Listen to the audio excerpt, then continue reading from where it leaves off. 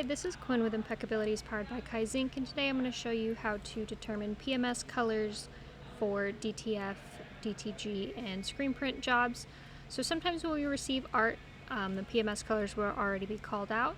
If they're called out, that's what you want to use. The next step is you would want to check if we have a brand guidelines that matches the logo that we're using. A lot of times in the client folder there will be a brand guidelines that will call out the PMS colors that we're using for the orders.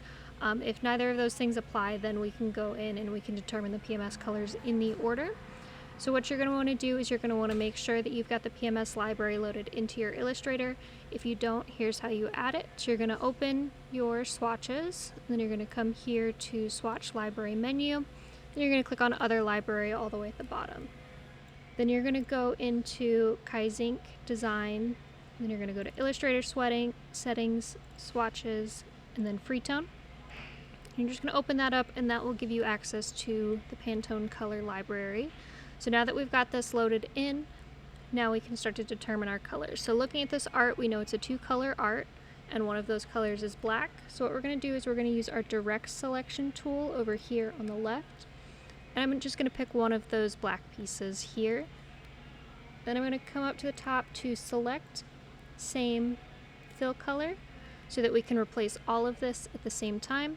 And in our template, we've already got our white and our black swatches preloaded, so I'm going to select PMS black. Next, we've got this orange color. So I'm going to direct select just one of those pieces and do the same thing of selecting the same fill color.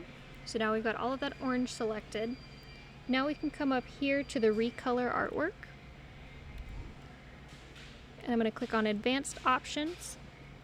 And so it's looking for the closest color it can recolor that to, so we're going to filter it by the Pantone library book so that it's exclusively looking at Pantone colors.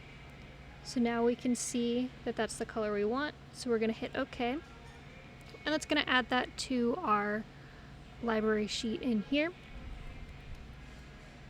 So now we've got our colors called out in the art.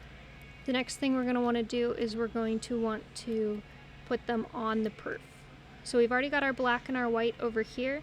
So for the black, I'm just going to hold shift and pull that over so that it's in the art. And then for the color, I'm going to grab this PMS color box, and I'm going to pull that over as well. Then I'm going to take the color that it was, so 164C. Then I'm going to go back to my direct select tool, and I'm going to click on this little gray box, and I'm going to fill that in there. So that's how you get your PMS colors into your art and onto your proof.